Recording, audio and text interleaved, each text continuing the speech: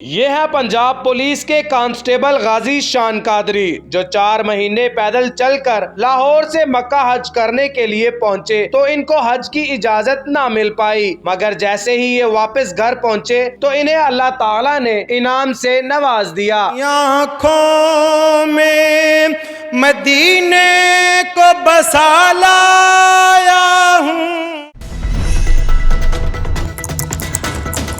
तफसीलन बताइएगा कि कब चले थे, कहाँ कहाँ से होते हुए कहाँ पहुँचे और कितने उम्रे किए। मैंने अपना लाहौर से मक्का पैदल सफ़र 19 जनवरी को इसी जगह से लाहौर गाज़ी रोड से स्टार्ट किया था और लाहौर से मैं मेन मुल्तान रोड से खानेवाल पहुंचा और खानेवाल से मैं नेशनल हाईवे पे मैं हैदराबाद से मैं कराची पहुंचा।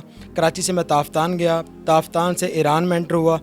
ईरान में आगे इराक़ का सफ़र था जो मेरा पैदल, लेकिन इराक़ का वीज़ा ना मिलने की वजह से इराक़ का जो सफ़र है वो मैंने बाई एयर स्किप कर दिया और सीधा मैं फिर पहुंच गया सऊदी अरब। बहरीन मेरा स्टे था, कुछ बहरीन से होकर मैं सऊदी अरब पहुंचा। तो ये सारा सफ़र मेरा तकरीबन कमो बेश 4 महीने का सफ़र था और 4 महीने में मैं मक्का शरीफ पहुंच गया। मक्का शरीफ पहुँच के कितने उम्रे किए। मैंने मक्का शरीफ पहुंचकर पहला जब उम्रा अदा किया, उसके बाद मैं मदीना पाक चला गया। तो मदीना पाक से फिर मैं वापस आया मक्का शरीफ, फिर मैंने आके उम्रा किया।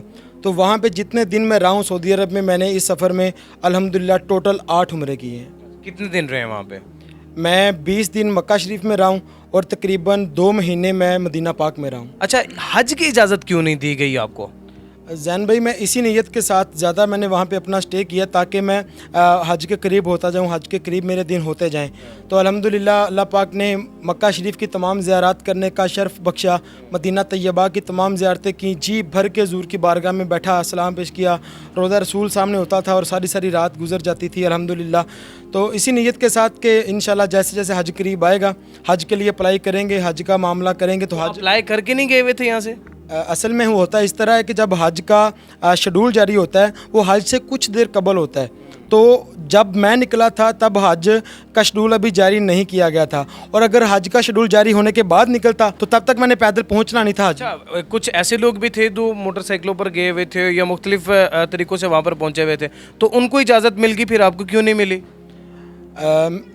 1-2 दोस्तों को मिली इजाज़त जो गए हैं, उनको इस तरह मिली है कि उनको इस जो उन्होंने सफ़र किया है इस सफ़र का बदला उनको कुछ नहीं मिला, इस सफ़र का इनाम कुछ नहीं मिला। उनको ये कहा गया है कि एज ए सिंपल पाकिस्तानी, जैसे एक पाकिस्तानी पाकिस्तान में बैठ के हज की फ़ीस पे करके हज करता है, आप हज की फ़ीस पे करें। वो 11-12 लाख रुपए हज की फ़ीस पे करके उन्होंने हज अदा कर लिया है। मुझे भी कहते थे आप 11 लाख 11.5 लाख रुपये पे करें, आप हज अदा कर लें।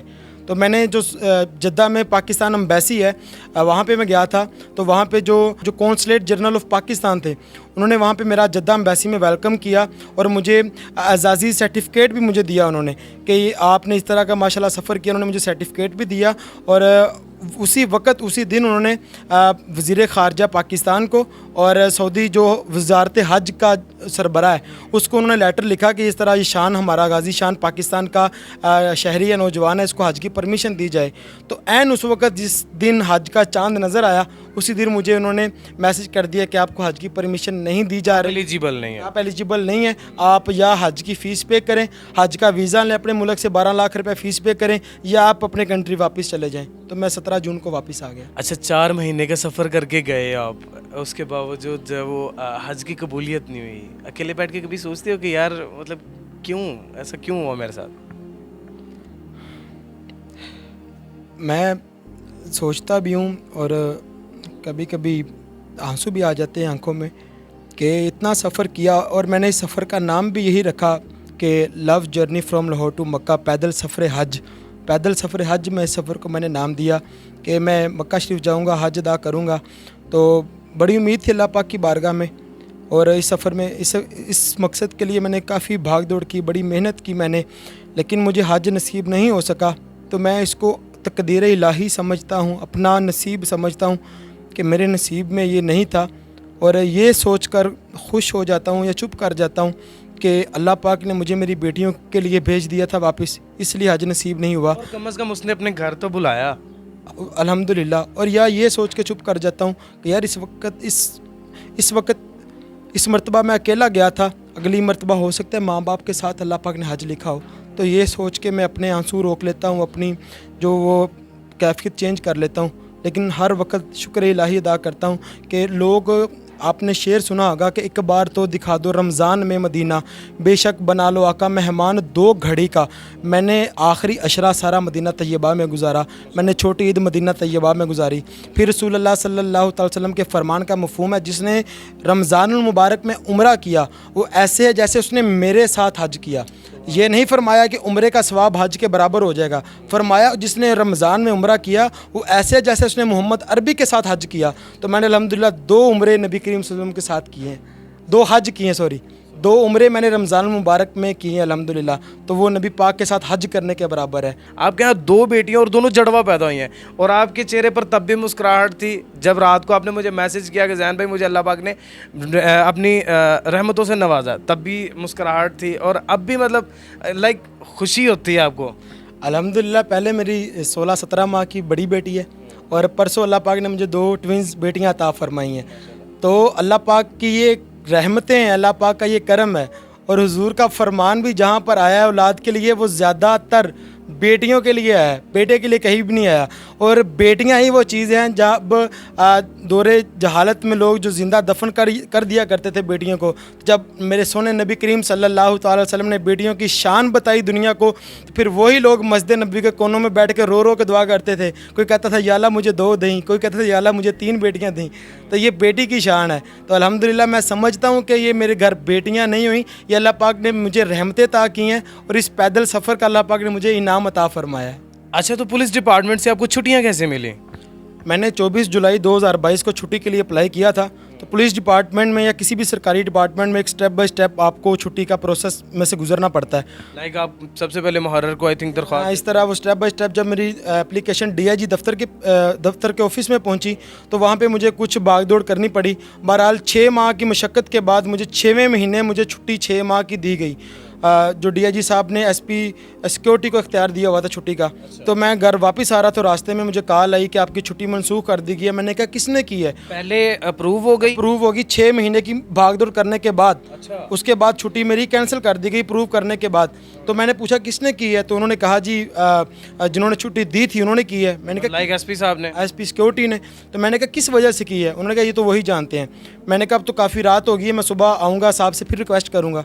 अगले दिन मैंने चूँकि उस दिन जिस दिन छुट्टी मिली थी उनको मैं सब कुछ बता चुका था कि सर कल मैंने सफ़र शुरू करना है, कल मेरी तैयारी मुकम्मल है, मैं जा रहा हूँ, सफ़र शुरू कर रहा हूँ। तो वो बड़े शॉक्ड हुए कि अगर आपको छुट्टी ना मिली। मैं कहा फिर भी जा रहा हूँ।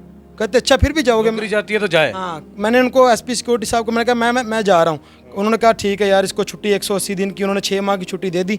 लेकिन जब वो कैंसिल कर दी, अगले दिन मैं मिठाई वगैरह सब कुछ लेके गया, तो ऑफिस में वो नहीं आए हुए थे। उस दिन मैंने सफ़र शुरू करना था, तो उनके ऑफिस में मैं मिठाई का डब्बा वगैरह और लेटर एक रख चला आ गया कि मैं सर सफ़र शुरू कर रहा हूँ। तो मैंने जब सफ़र शुरू कर दिया तो रास्ते में काफ़ी लोगों ने पूछा कि आपकी छुट्टी का क्या मामला, छुट्टी नहीं मिली। और वो आई थिंक तब PSL वगैरह चल रहा था? PSL वगैरह स्टार्ट होने वाला था, कुछ दिनों में स्टार्ट होने वाला था। तो मुझे पीछे से अपने जहाँ पे मेरी पोस्टिंग थी वहाँ से भी कॉल्स आनी शुरू हो गई कि आपकी एब्सेंट लगनी शुरू हो गई है। तो बहरहाल अल्लाह का नाम लेकर जो भी पूछता था छुट्टी का, तो मैंने तो जब नीयत कर ली थी, जब मैंने ये कह दिया था कि ये सफ़र इश्क व मस्ती है, तो ये जबर व कहर नहीं, इश्क व मस्ती है, कि जबर व कहर से मुमकिन नहीं जहाँ बानी। तो जब सफ़र इश्क व मस्ती का है तो वहाँ पे मैं कहूँ चूँ चूँ चाचा करता रहूँ, चूँकि छुट्टी मिलेगी फिर जाऊँगा तो नहीं जाऊँगा। तो मोहब्बत वो अन्नेवाह होती है, वो पूछ के नहीं होती कि किसी से मैं पूछ के मोहब्बत करूँ। जी मुझे छुट्टी मिलेगी तो मैं सरकारी इस्लाम से अपना इश्क ज़ाहिर करूँगा, छुट्टी नहीं मिलेगी तो मैं अपना इश्क ज़ाहिर नहीं करूँगा। तो मेरा जो दिल की तड़प थी, जो इश्क रसूल था, उसने कहा कि चल बंदिया चल पड़। तो मैंने सफ़र अपना शुरू कर दिया बगैर छुट्टी के। तो फिर आप ये भी बता रहे थे कि आपको एक ऐसी भी कॉल मसूल हुई जिसमें बताया गया कि आज आपको सस्पेंड कर दिया जाएगा। जी, जब मुझे लाहौर से निकले को 55 दिन हो गए थे, उस दिन मुझे मेरे जो रेलिवेंट मेरी पोस्टिंग थी जहाँ पे, उधर से कॉल आई मुहर्रर की कि शान भाई हमें तो पता है कि आप इतने मुक़द्दस सफ़र पे जा रहे हैं, लेकिन चूँकि जो सीनियर ऑफिसर्स हैं उन्होंने ये कहा है कि आपको या तो आज दोपहर को पेश करें या आपको डिसमिस का ऑर्डर दे दें, लेटर दे दें। उसी दिन मुझे डिसमिस करना था। उसी दिन वालिद साहब डीआईजी ऑफिस गए तो उन्होंने मुझे 6 माह की छुट्टी ग्रांट कर दी। वालिद साहब ने जाके बताया कि इस तरह वही डीआईजी साहब थे? चेंज हो गए थे डीआईजी साहब। पहले अफजाल कौसर साहब थे शायद, तो जो जिन्होंने अब छुट्टी दी वो अली रज़ा, शायद अली रज़ा डीआईजी साहब आए हुए हैं। उन्होंने फिर मुझे 6 माह की छुट्टी ग्रांट की। मतलब इस नेकी में अली रज़ा साहब का भी जो है वो हक है? जी जी, ये तो बहुत बड़ा हक है उनका, जिन्होंने एक ज़र्रे के बराबर भी मेरे साथ ताउन या नेकी या अप्रिसिएशन दी है मुझे इस सफ़र में। मैंने हर बंदे उसके लिए मैंने हुजूर की बारगाह में जाके दुआ किया उसके। अच्छा, एक और बात बताएं, शान भाई घर से कितने पैसे लेके निकले थे? घर से मैं पैसे नहीं लेकर निकला था, मैं इश्क़ रसूल और तवक्कल अल्लाह पे तवक्कल लेके निकला था। वो तो ठीक है ना, वो तो आपका ईमान है, आपका इश्क है, ठीक है। इन चीज़ों के साथ सफ़र तो नहीं ना तय हो सकता था? हो जाता है, जब कामिल यकीन हो तो हो जाता है।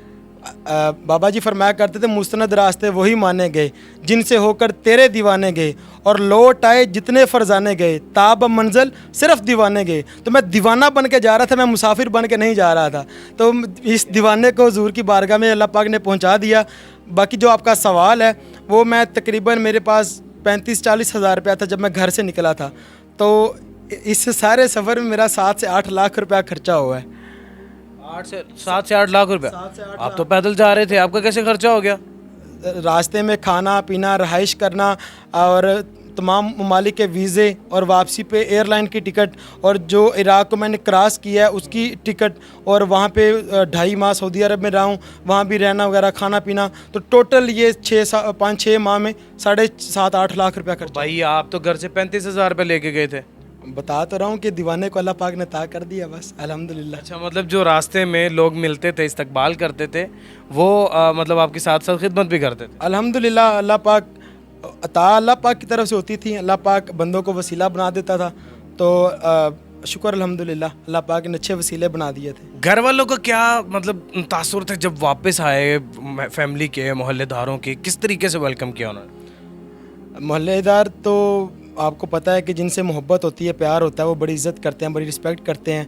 तो आपने वीडियोस में देखा होगा कि पूरा शाही टाउन, पूरा हमारा मोहल्ला इकट्ठा हो गया था। तो वालिहाना उन्होंने इस्तकबाल किया था, फूलों की पत्तियां, हार वगैरह, काफ़ी मामलात। और जो मेरे घर वाले थे, जब एयरपोर्ट पे मैं आया तो सबसे आगे मेरी वालदा खड़ी हुई थी। तो वो उनसे बर्दाश्त नहीं हो रहा था किस तरह मैं अंदर चली जाऊँ, अंदर जाके मैं खुद रिसीव करके इसको बाहर लेकर आऊँ। तो वो चूँकि सिक्योरिटी खड़ी थी तो उनके पास ही वालदा खड़ी हो गई थी। तो मैं जब वो ट्रॉली लेके बाहर आ रहा था, जाते ही मैं माँ के कदमों में गिर गया। माँ के कदमों का मैंने बोसा लिया, फिर माँ को गले लगाया। तो मैं कहता हूँ कि थकावट हुई तो नहीं थी, लेकिन जो थकावट बज़ाहिर जिस्मानी थी, और या तो रोज़ा रसूल को देख के ख़त्म होगी, या फिर वापस आके माँ के कदम चूम के ख़त्म होगी। फिर सब घर वालों को मिला 6 माह बाद, तो बड़ी खुशी हुई, बड़ा दिल को सुकून मिला कि अल्हम्दुलिल्लाह काफ़ी सफ़र करने के बाद अपने घर वालों के पास वापस आ गया हूँ। अच्छा गाजी शान साहब, कुछ मज़ीद कहना चाहें या कुछ सुनाना चाहें?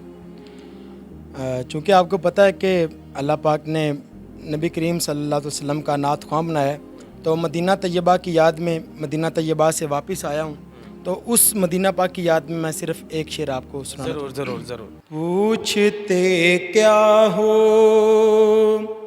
मदीने से, मैं क्या लाया हूँ। पूछते क्या हो मदीने से, मैं क्या लाया हूँ। अपनी आँखों में, अपनी आँखों में मदीने को बसा लाया हूँ। पूछते क्या हो मदीने से, मैं क्या लाया हूँ। सुभान अल्लाह जी, क्या बात है। शान कादरी साहब की अपने गुफ्तगू भी सुनी और नात का ये एक शेयर भी सुना। आईजी पंजाब डॉक्टर उस्मान अनवर साहब से कहूँगा कि अगर पंजाब पुलिस के नौजवान ऐसी एक्टिविटीज़ में शामिल होना चाहते हैं कि वो पंजाब पुलिस का ही नहीं बल्कि मुल्क पाकिस्तान का भी नाम रोशन करना चाह रहे हों, तो उनको लाजमी एक मौका फराहम करना चाहिए, उनको लाजमी छुट्टी दी जानी चाहिए, और उनको बल्कि पीछे से पुश करना चाहिए ताकि वो किसी अच्छे मुकाम पर पहुंच के पाकिस्तान का परचम और पाकिस्तान का नाम जो है वो बुलंद करें। अपने मेज़बान जैन बाबू को दीजिए इजाज़त। देखते रहिए उर्दू पॉइंट। अल्लाह निगहबान।